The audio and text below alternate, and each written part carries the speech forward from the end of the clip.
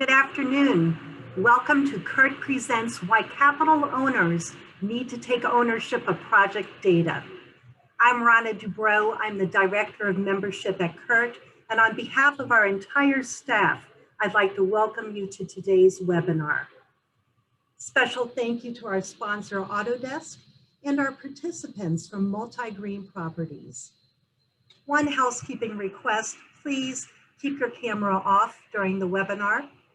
Feel free to utilize the chat box with any questions. We will be providing a recording of this webinar after the event to all who registered. And now, Tanya Wrights, Customer Service Manager with Autodesk. Hello. Welcome to Why Capital Owners Need to Take Ownership of Their Project Data. So this is an exciting topic that I am pleased to present.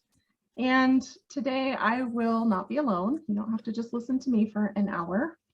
We also have Levi and Randy from Multi-Green Properties, which is an exciting customer that I'm excited to introduce here in a little bit. But first, the housekeeping. So if you have questions, please use the chat box. We have held time, quite a bit of time, hopefully around 10 minutes at the end for questions. So we encourage us to be as interactive as we can. Let us get through what we have prepared, and then at the end, throw all the questions, and I will do my best to try to facilitate that. This whole webinar will be recorded, and you will get the recording probably tomorrow. And at the end, there's a survey, so we'd love your feedback. So please look out for that, and don't end without filling out that survey if you can, please. So with that, we can jump right into it. Good morning, good afternoon. Today, I'm going to share a little bit of Autodesk's vision for capital project owners. Then we're going to spotlight an exciting customer that's really embracing that project data ownership and hear about their journey. So first off, a little bit about me. So I'm Tanya Wrights. I'm a customer success manager at Autodesk, specifically in the construction space. So before coming to Autodesk, I spent around 20 years in the commercial construction industry, mostly doing program or portfolio work as an owner's rep.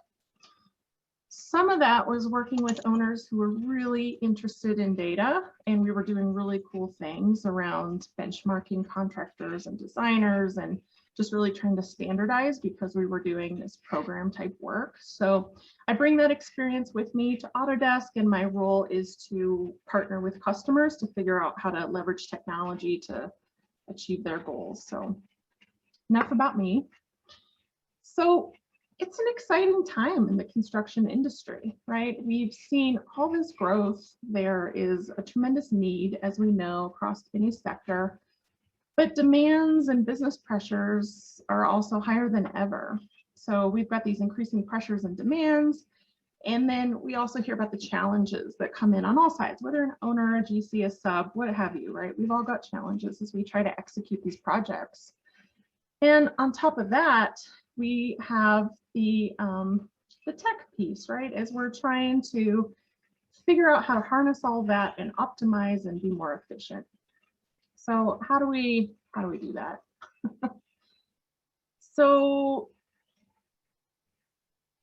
what's important here is how the industry fragmentation is impacting the outcomes, the business outcomes that we're trying to achieve, right?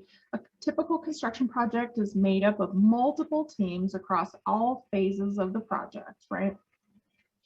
Owners, GCs, subcontractors, they're all using different systems and platforms.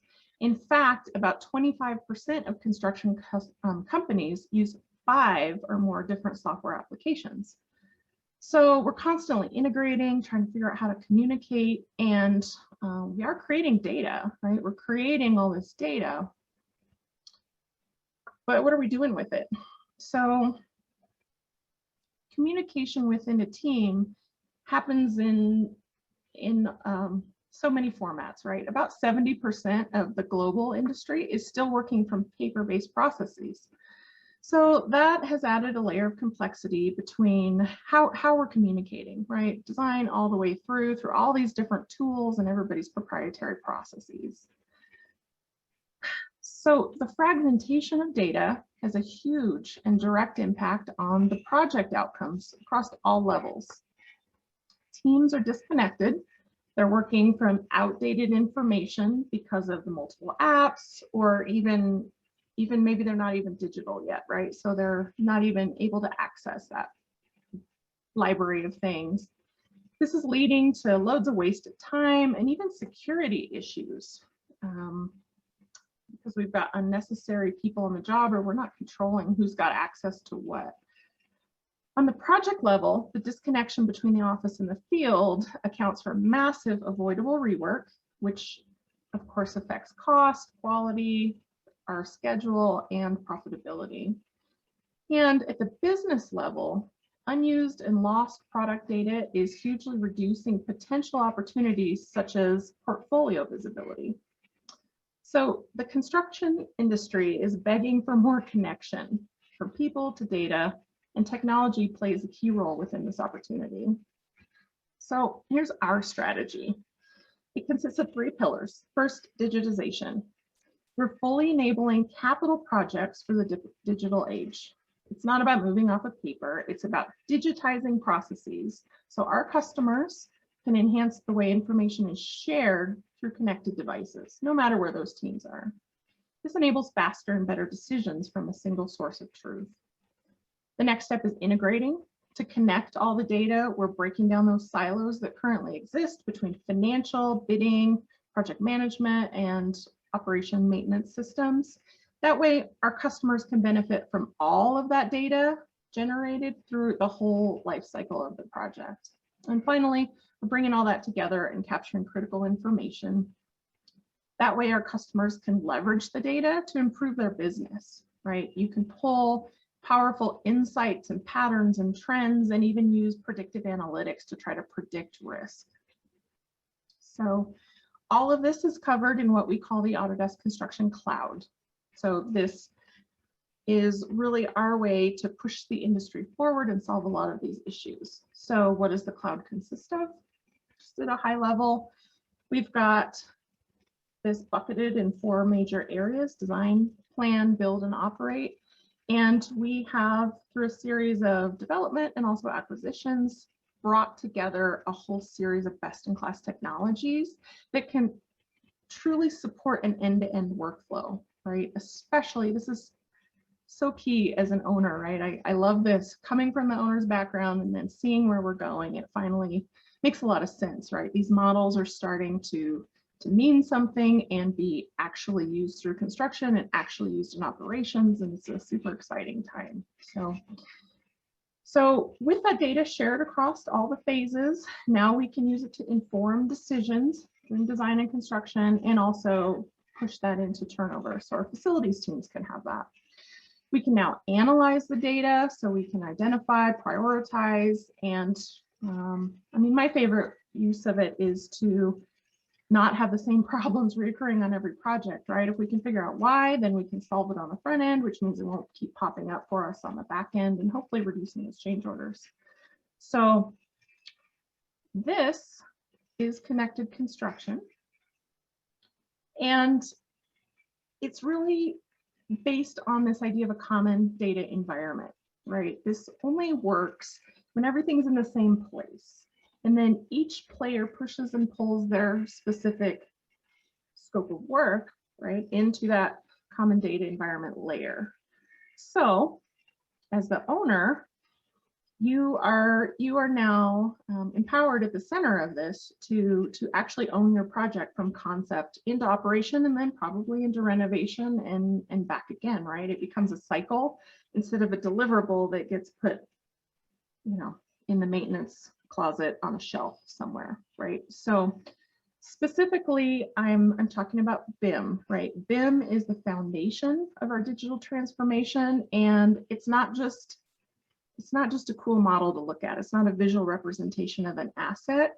It truly is the information piece of the BIM, and that's really where I'm seeing such cool things coming out of our owner space right now as owners get excited about the I in BIM and start to demand it from their contractors. And, you know, the construction site is ready, right? They've been using BIM in some capacity for many years as they do coordination and whatnot. So it's an exciting time, you know, they're ready, and now owners are starting to figure out how to use this data. So with that, enough about me. I am excited to turn it over to our customer speakers.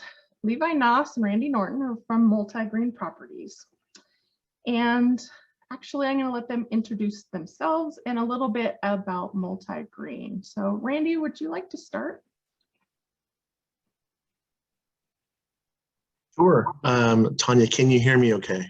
I sure can. Multi-Green Properties started about 2 years ago with this concept of the digitization of everything. We are pivoting out of the data center world and exclusively now focusing on the multifamily property segment, and more importantly, only ground up construction within the multifamily segment. And so from an owner perspective, starting out with the ownership of the plans was key, and getting into the information of those Revit models was key. But more importantly, we wanted to know how to operate our buildings, and the facility management was our number one goal, which gets us into many other aspects of the operations efficiency, the smart home and smart unit perspective, equipment aspects, and capital expenditures. We were trying to compete on analytics from day one, and that's where Levi comes in. So our goal here, Tanya, is to build 40,000 attainable, sustainable, and tech-enabled homes by 2030. And to do that, we need to, as an owner, get further involved into the design process and into the supply chain. And BIM is the tool that we are looking to help us do that. 40,000, that's all. Okay. Levi, could you join us and introduce yourself and your role? Yes, thank you, Tanya. My role at Multi-Green is the Director of Real Estate Development. Levi, I can't hear you.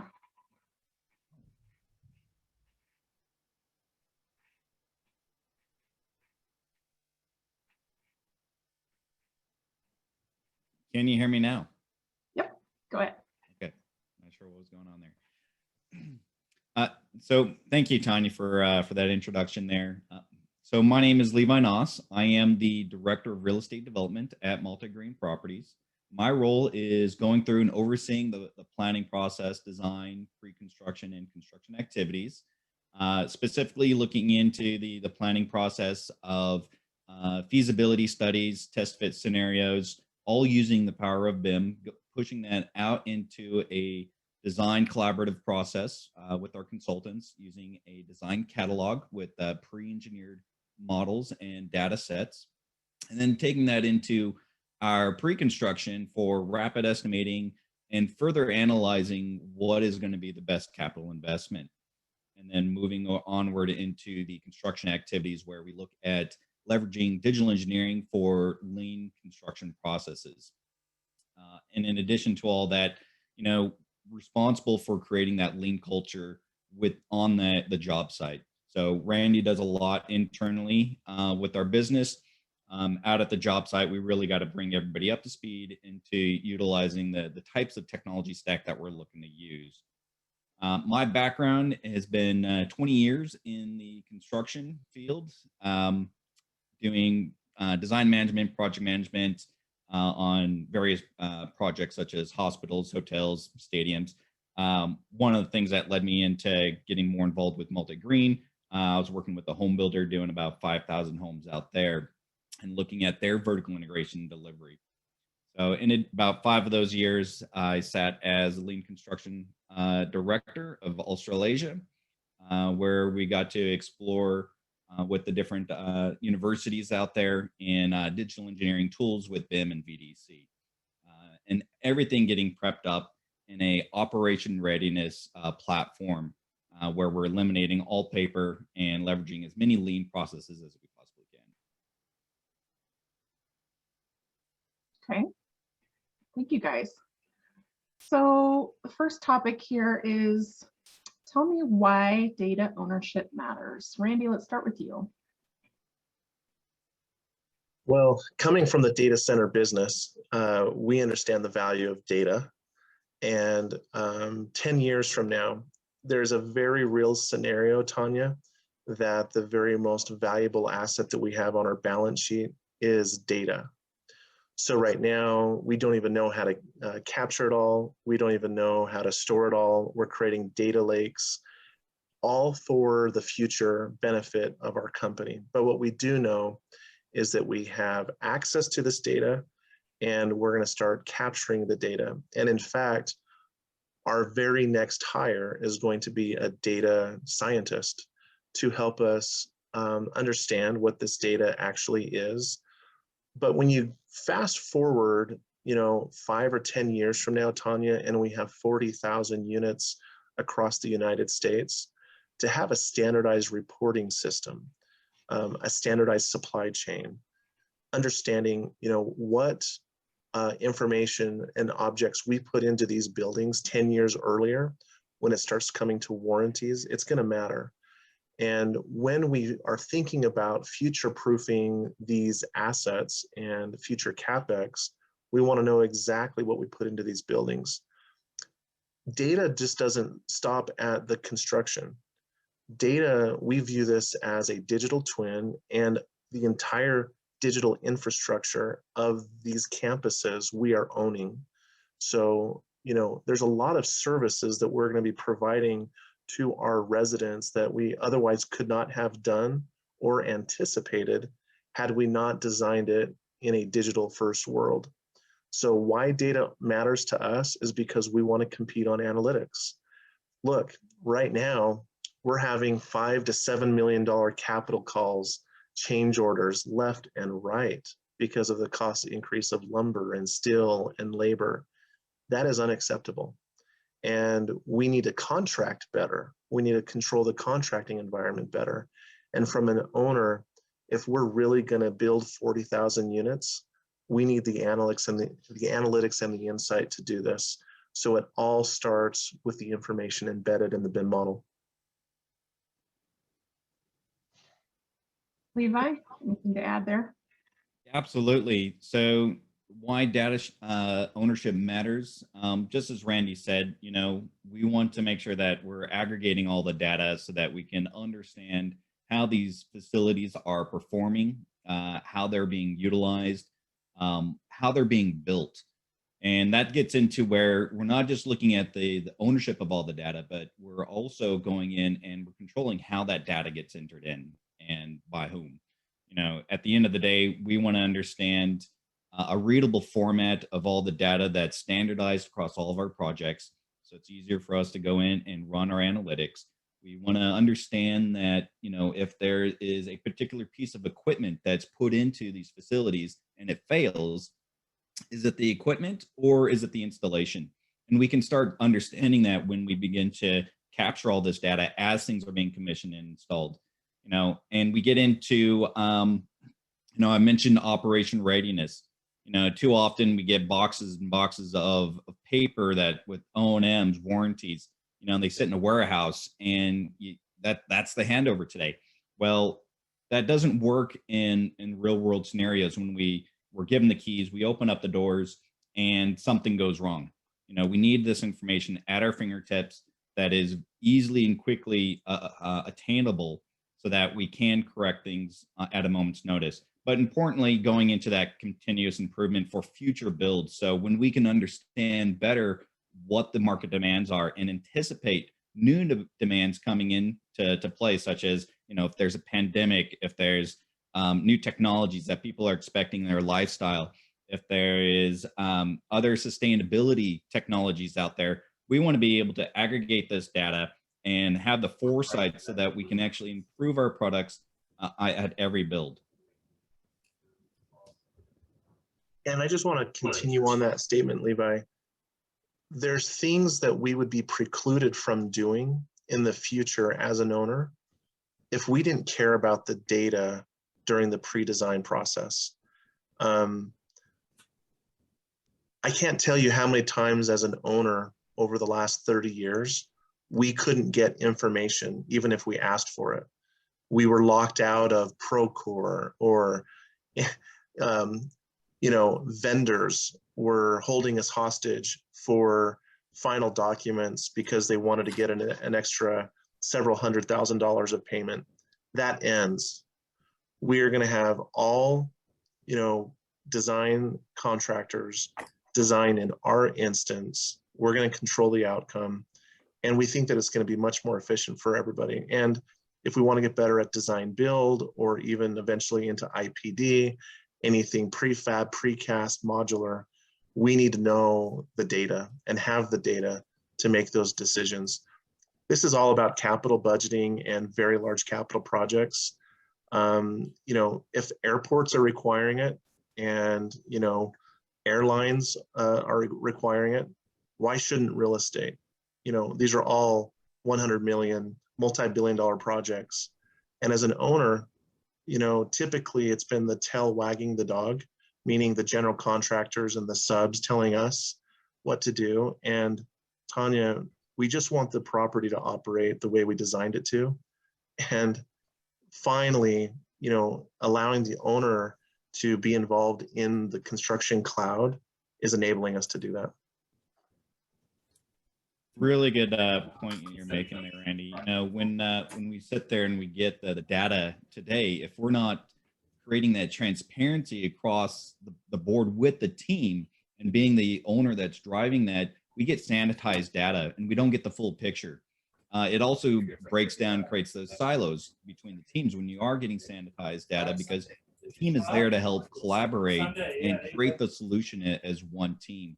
And when you're starting to get sanitized data, you're only getting part of that picture and you're not necessarily getting the right solution.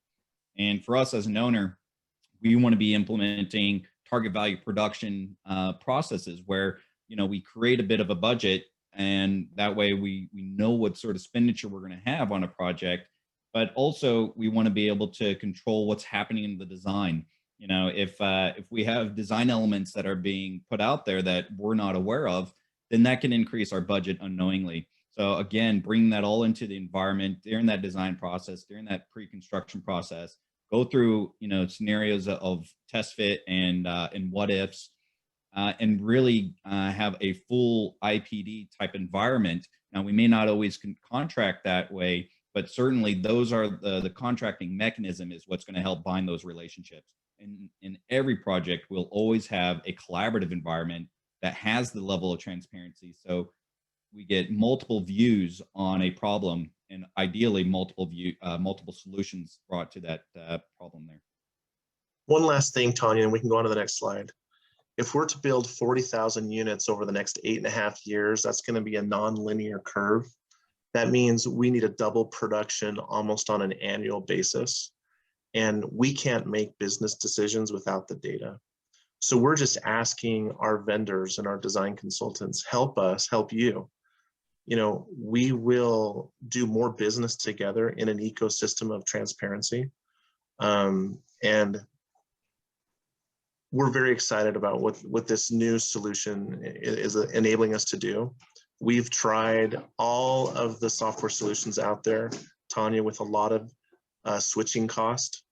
And we're very opportunistic and excited about having one single source of truth now. Finally, here we are in the 2020s. I think this is going to be the century for ownership. Well, thank you guys. That was great. Let me click over to the next one. So data is clearly important. How have you leveraged that data to start to affect your decision making? Levi, why don't you take lead on this? Okay, sure. So in part of that, I spoke a little bit about target value production, and that's really coming up with a detailed budget, not necessarily an estimate, but a detailed budget of the different building elements that we actually want to spend money on, whether that's low voltage with smart devices, or that's a cogen facility put on the site. But also, what are we spending on glazing? That starts to get into a little bit of our procurement and supply chain methodology. That if we know we're going to be doing 40,000 units over the next 10 years, well, we can share that data with our suppliers and go through and create an agreement to state that we're going to be ordering hundreds of thousands of these windows, these low E windows. Why don't we look at how can we bring more value down to our customer? Because we really are trying to do something that's sustainable, that is attainable for the workforce that's out there. So that's one of the smart and positive outcomes within all that. And at the end of the day, when we are able to have this full transparency, a pre-engineered model that gets out there before the site, we reduce our financial risk and the errors that do occur out there on site, including any of the scope gaps that we may have.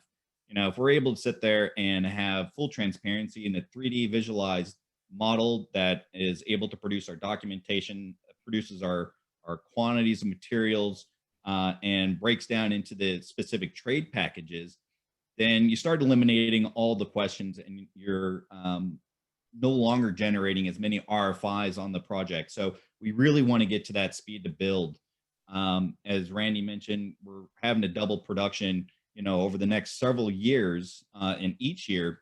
And the only way we can do that is by working with our partners, working with our prefabricators, working with our designers in a pre-engineered solution and catalog that we can provide each of the consultants and builders, and come up to find out what is going to be the best fit for these different sites that we pick out. I would just add to that, if facility management and operation readiness is our goal as an owner, then it comes down to making smarter decisions and continuous improvement during each phase of the process. But if I had to just say one or two things, Tanya, of some of our positive outcomes, it goes down to even the selection of our architect and our general contractor and our design consultants. When we get into the contract environment and we know what the outcome needs to be, and everyone wants to help us get there, it really eliminates the RFP process, or even the selection process for who we want to work with in any given region or MSA. Not every design consultant, general contractor, or subcontractor wants to play in this environment, but those that do are helping us tremendously, and they go to the short list of who we want to work with. Yeah. And if there's significant cost savings that have already happened in the consolidation of our technology stack. Just one smarter outcome is our subscription costs have almost gone down in half. By not having everyone bit. having 5 different apps that, yeah. That don't interoperate, none of them communicate with each other. Yeah. We've been able to, not staff up as many people as we would have otherwise been required to do. There's many smarter decisions that happen when you have better data and better control of the instance of the environment that is being designed in. Definitely working more efficiently, going in, and as we have all these different platforms, as you mentioned earlier, Tanya, up to 5, 7, depending on your estimating teams, they may have a preferred product. You may have your design teams have their preferred product. When we can really, as Randy alluded to, work with the design and building teams to adopt the tools that we are suggesting, then everybody is able to work a little bit better together. And rather than having what I'd like to call Chinese whispers, where you're trying to work from one platform, translate that into another platform, it starts to get messy, and you start losing a lot of the data integrity and the intelligence that you're creating throughout the project. So, and getting into that, we look at also taking the cities along for this type of journey as well. With this type of platform and the collaboration that we have, we're bringing to them a better story, and through that journey, which shortens down our time for the speed to build. We don't want to get hung up on their questions. We'd rather have everything presented, ready to go, With the models these days, we can go in and add in all the construction codes and test that and make sure that everything is compliant, rather than get to the city and you kind of sit back and wait a little bit and maybe it's compliant, maybe it's not, and then they give you a full list. Our goal is to go to them, have that relationship, and give them the confidence that what we are providing to them is already compliant. And all we're looking at is what additional amenities or things that we need to connect to in the environment or the neighborhoods. Especially when you're doing a multi-phased project. For example, we won't go into any MSA unless we have at least 1,000 units for economies of scale. Well, that might take us 3 or 4 phases to get through that, Tanya. By the time we're on the second phase, the cities are working with this in a much quicker environment. The turnaround time is almost cut in half. Of course, there's your statutory requirements and wait periods and minimum turnaround times. But when commentary can happen within the federated model that's submitted to the city, that's just a whole nother process that can be automated and which will reduce the regulatory environment to help us get to construction quicker. And I heard you say cut permit review time down by half. That's, I hope in everyone one is city in listening. particular, we're seeing that, and we're hoping we can do that in other cities that we've identified. That's And these cities are asking for it. And in some instances, they're expecting it. awesome. You know what? That is a great segue. I think our next topic, if I can get my slides to cooperate. Nope. There we go. So 40,000 properties by 2030. That's a huge initiative. And I've heard you allude to this. I just would like to tackle it directly here. Scaling is key, right? And I think what I heard, or what I'm projecting on you all, is that feedback loop is key. Whether we're talking about estimating or design components or even construction issues you're finding in the field, it's important to get that pushed back to the front end so that you can, that the per unit time decreases, right? So that you can get that the scaling as you described. So do I have that right? Anything else you want to add here about this initiative in particular? Well, just a couple of other non-design data points. We're just trying to prove to the world that this can be done. We think that along the way, we're going to get more efficient, that our cost per unit and cost per square foot is going to go down over time, all else being equal. We think that we're going to obviously reduce many of those waste figures that you put up at the very beginning, whether that was time, labor, or materials. We think our financing is going to get better, both on the construction financing as well as the permanent financing. We're going to be able to implement more sustainable initiatives, which will also give us not only more operational efficiency, but better permanent financing efficiency. Our insurance costs are going to go down. It's going to be, if you can build 40,000 units, you can certainly do 80,000. If you can do 80,000, you can do more. We want to be as open source about this, Tanya, as possible, and be a thought leader in the space and help other owners follow or collaborate with us. We are going to be totally open source and transparent about this, almost like a public service announcement would be.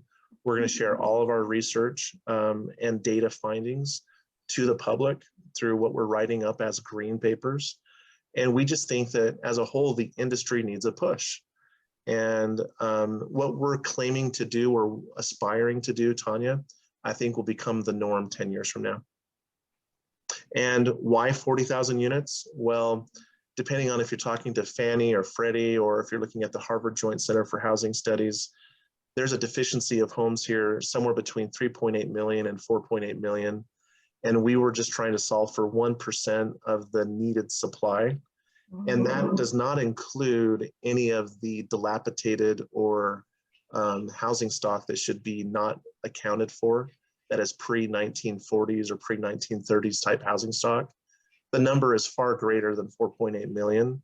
And we need the construction industry to step up its production to be able to bring back some of these demand and supply metrics back to equilibrium, which benefits all of society. So at the end of the day, what this really is, Tanya, is stakeholder capitalism, where the equity owners, the lenders, the residents, the general contractors and subcontractors, the city and the communities are all collectively responsible for the outcome of our environment. And that's really the giant case study that we're trying to prove over this decade. I love it. I'll add to that just a little bit there, Randy and Tanya. Earlier this morning, I had somebody ask me, well, if you're doing 40,000 units, they're all going to just look the same. And they're not. So what the strategy is here for us is we're going in and we're creating unit types that are pre-engineered and giving those unit types, whether it's 1 bedroom, 2 bedroom, 3 bedroom, and it ends up being a catalog back to the designers. And then they're able to go in and fit it similar to a Tetris piece out there on the site for whatever the unit mix and the volume that we need. And they get skinned appropriately for whatever the region, local area is. In addition to that, if we get this model improved and we start looking at a speed to build with prefabrication modularization, as we're starting to spit this out, we can reduce our cost because of our volume of how many builds we'll do in a particular area. And really, as Randy said, we're only hitting 1%, if not less than that, of the demand. We've just gone through a pandemic, production has been slow. And really, in my view, there's nothing more noble than to provide people homes, not just housing, a place that they are comfortable in their environment, that they are proud to live there with their families, that is meeting all the lifestyle and sustainable requirements that we should have today in every home. So really getting in there and, 40,000, I would love us to do 80,000 in 10 years. But that really comes down to finding good partners to work with, finding a good production system that is suitable for the particular area, where that's flat pack, panelization, prefabrication, all getting to that speed to build, and really the relationships and understanding with our stakeholders in the design, the cities, and the building teams. And Tanya, if there was anybody on this call or anybody that listens to this recording afterwards and they say, hey, I want to make a difference in my community, MultiGreen, can you come here and build us 1,000 or 2,000 units? That's exactly what we're looking for. We're looking for landowners or land developers that are looking for our expertise, our flag, and our brand. And, just like the Marriotts of the world or Extra Space Storage, we think that our multifamily product will be a very specific niche, tailored to a very specific targeted consumer group. And it's the essential workforce. It's the firefighters, the teachers, the police officers, the very people that got us through this pandemic. And in many instances, they have better credit than you or I. They drive better cars than you or I, but are being priced out of that entry-level home that just so happens to be $400,000 or more in any one of the given 12 MSAs that we've identified. We need to be there for them. They were there for us. Well said. I don't think we can improve on that. So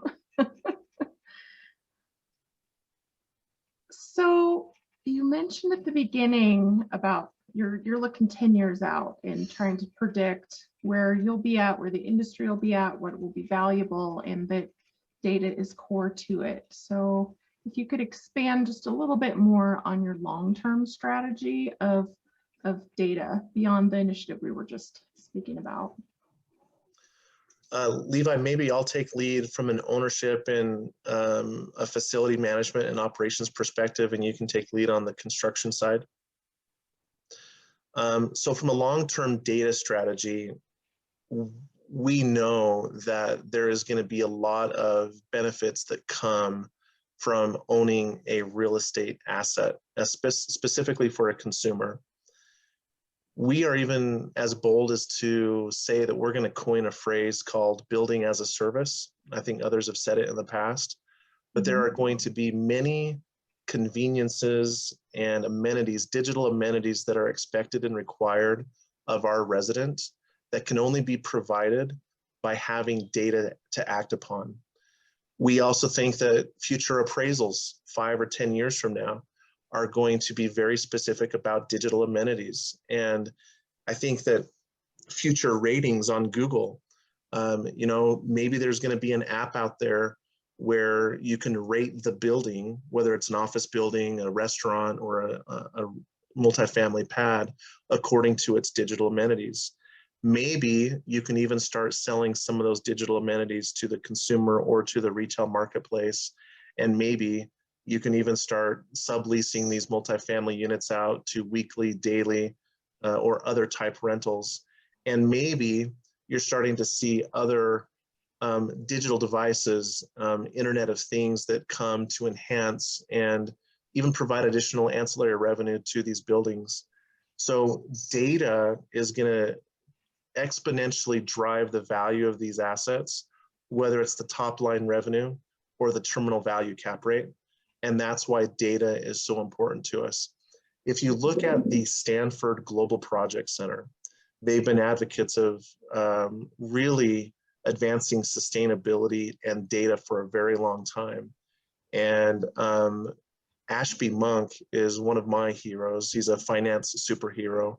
And he wrote a book called The Technologized Investor. And it's a derivative of The Intelligent Investor that Ben Graham wrote.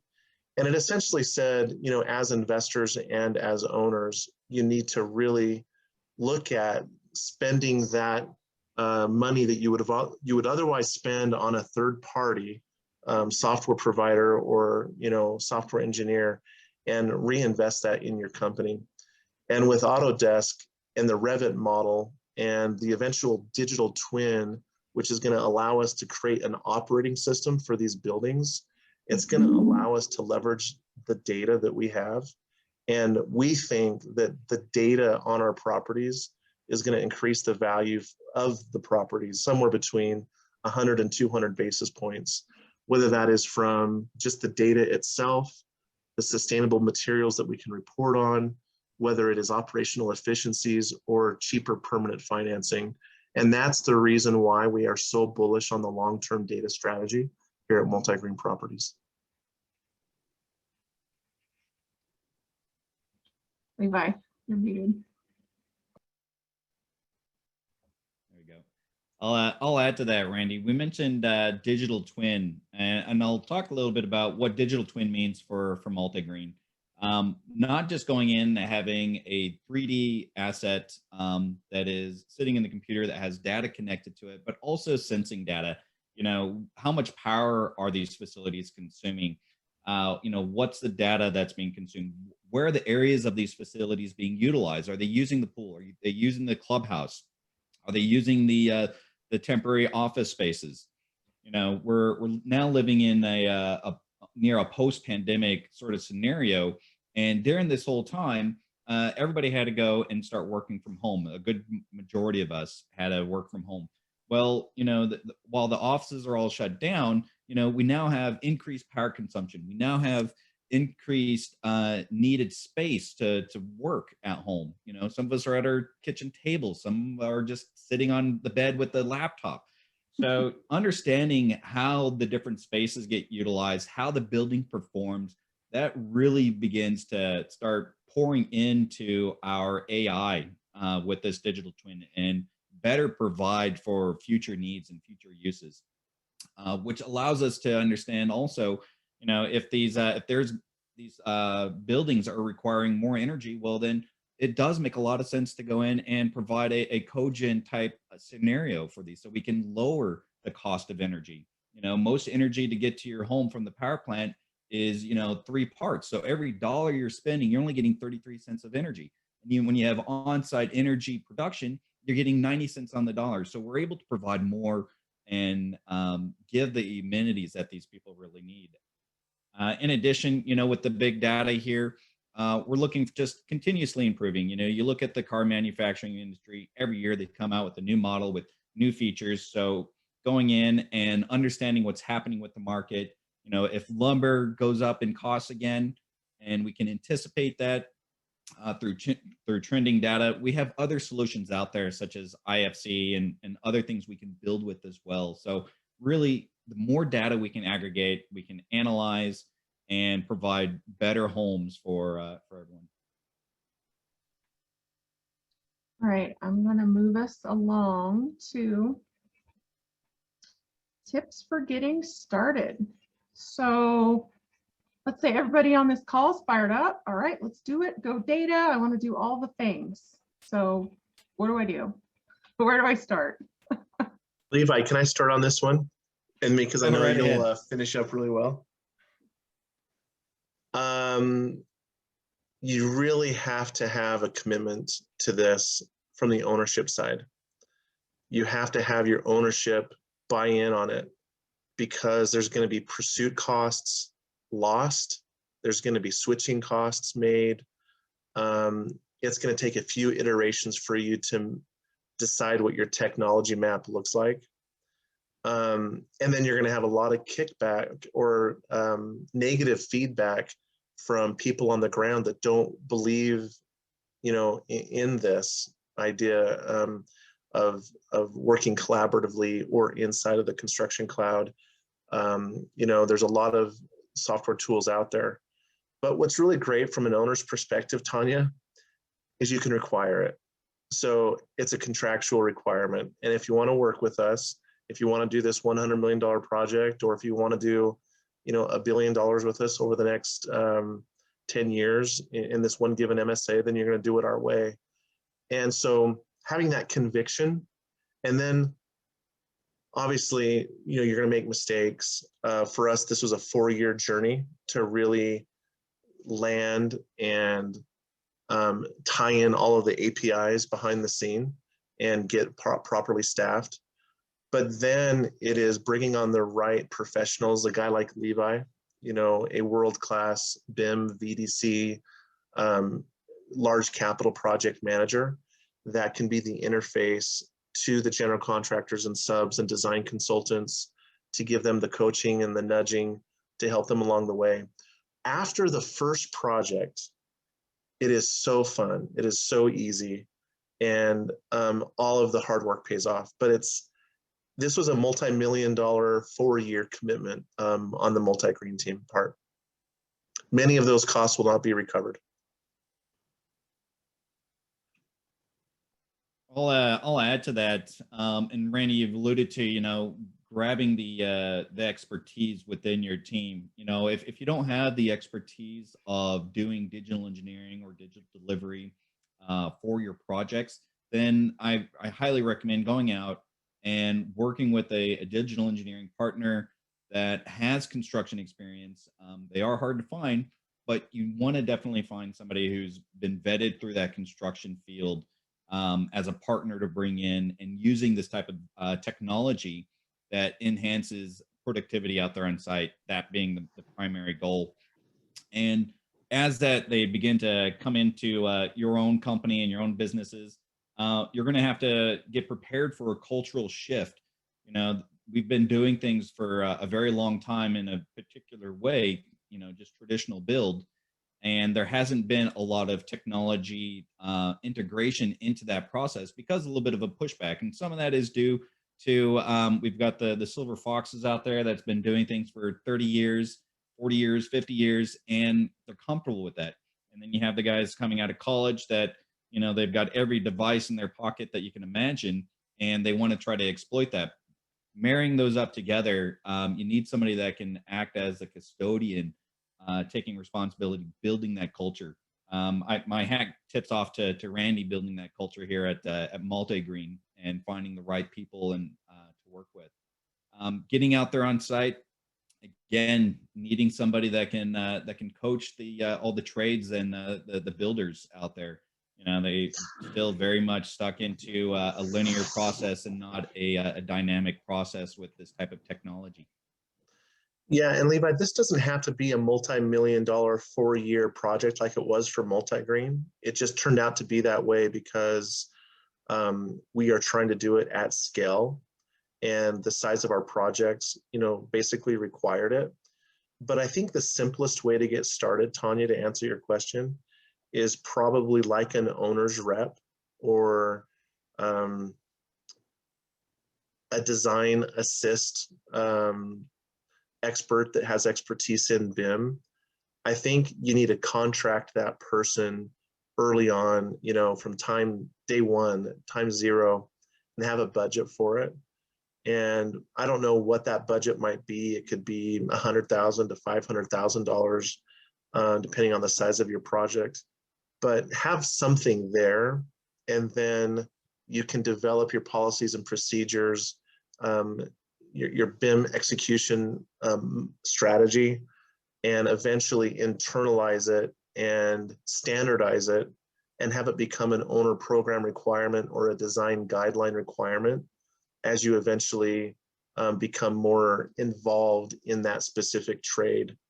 At Multi-Green, we're not trying to self-perform everything. We're just trying to self-perform the management of risk. And that requires us to get very involved in the technology map, and as an owner, taking over the technology map from the very get-go. Just like any accounting system or an operating system, we are planning for that facility management and operation readiness from day one. Well, guys, I learned a lot. I took notes, and I even knew kind of what you were going to say. So thank you very much for your time.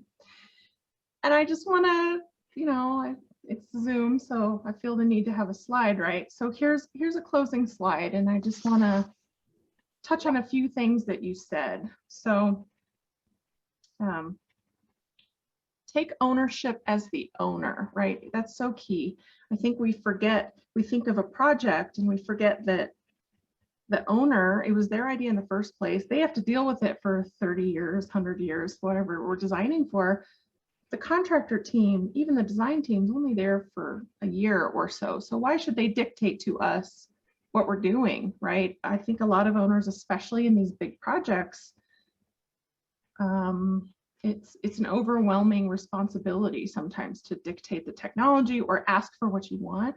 And you can defer to recommendations from other players, which is fine, and in some cases might be the right idea or the right answer, but it might not also. So if you're serious about this journey to data, you need to be serious all the way through. You need to be serious on your big projects. You need to be serious on your small projects. I love when people say we're doing BIM, like, what does that even mean, right? So are you doing all the BIM or some of the BIM? Do you only care about, doors or air handlers? Or, you got to figure out what it is that you care about and then manage that. And then of course, expand and project and do all the things, right? So I think that there's a ton of great tips in here. And just to kind of, this slide here, remember in design, there's a whole host of opportunity to standardize, especially if we're talking about serial owners here, right? To standardize what you're asking for and to create a mechanism where you can feed back, call it a prototype or, standard details or whatever you want to call it. But as we all know, affecting design is much cheaper than changing it later, right? And I would guess for you all, if you're going to have so many units out there, having less unique situations would be better to manage when we check in 10 years, right? So controlling that design side will just save all the way down, right? And then change management. I've spent a lot of my time personally in here of trying to make things the same-ish and controlling costs so that you're just not, the scope creep is real, right? So having everything in one tool really allows you to understand what is changing and why, and control and make sure that you're not having a different experience based on different vendors in different areas of the country or whatnot. The next point, I would really argue in my own personal experience that having repeatable processes encourages confidence and profitability of your whole team, design, construction, whatnot. So your contractors and your vendors are excited to work on your projects because they know exactly what's expected. It's either, hopefully it's written down, but it's very repeatable. And then they're excited to work on this over and over repeat work, which is just fundamental to doing a scaling project like this. Quality management, of course, we want everything built right. And we talked about closeout a lot, but some projects I would argue maybe never get closed out, right? We're dragging on and on and on and on, and the owner maybe never gets what they wanted, right? So with that, we have time for just a couple questions. If you have questions, please type them in the chat. But I have one for you, Levi. Earlier, you mentioned sanitized data. Can you give me an example or tell me what you mean by what you said? Yeah, so, sitting on the building side, I'll tell from my own experience of, as the builder, giving sanitized data to the owner. If we have a particular issue that's out on the project site, and let's say it's a change order that we're getting ready to prepare, and it's going to end up causing delays or whatnot, because we've got to remove the material offsite, whether it's a door frame or a particular piece of equipment. All the owner might get is a notice of delay, equipment failure. Well, why did the equipment fail? Was it the supplier issue? Was it installed wrong? That really begins to create a problem for the owner, because he can't make the best decision in correcting it early on. He's got to wait, however long it's going to take for the building team to come back to them with what their solution is, rather than letting the owner and the rest of the team become part of that solution. Mm-hmm. In addition to, you get sanitized data from the consulting team during the design process. Rather than working in a collaborative environment, the architect may go in and only publish his current design, but at the meantime, he's going in and he's changing window sizes, or he's changing, hallways. And the structural engineer is, he's only working with what he has. So now he has to go back and rework everything he gets once the architect publishes it. When we're working in a collaborative environment, we're publishing on a regular basis, rather than having rework, or having, even worse, having the engineering team do no work and just wait until the architect is finished. We can actually see what is being designed, come up with the creative solution, and vice versa.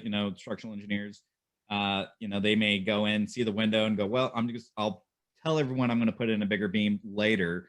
And then when the big beam comes in, well, now we realize we can't put in the window that we want. So there's a whole different stories out there of type of sanitized data, but it's really being as transparent as we possibly can, so that we have a full team that's working together and providing a solution. I'll give just one last example of sanitized data, which is probably the worst for the owner, and I know we're running out of time here, is when we get through a handover process, we don't always get to see all the RFIs, the installation, all the issues that went into that handover. We only get the final documents of O&Ms, warranties. We don't have a record of how that was built and what issues were there, which later on comes into legacy if there was something behind a wall that failed and needed to be repaired. So I'll leave you at that. Absolutely. Yeah. What was installed, but maybe it will be relevant. What sub installed it? Maybe it's not the equipment, it was the installer. So thank you guys so much. I learned so much, and we're a minute over time. So Rana, please. Thank you, Tanya and Levi and Randy, for a very informative webinar. And I'd like to invite everyone to join us at the next CURT webinar. This one is going to be on sustainability in construction. It will be held on June the 29th at 2:00 Eastern Time. You can register for this event and others at curtevents.com, or contact me, as I've mentioned in the chat box. Have a great rest of your afternoon. And thank you again.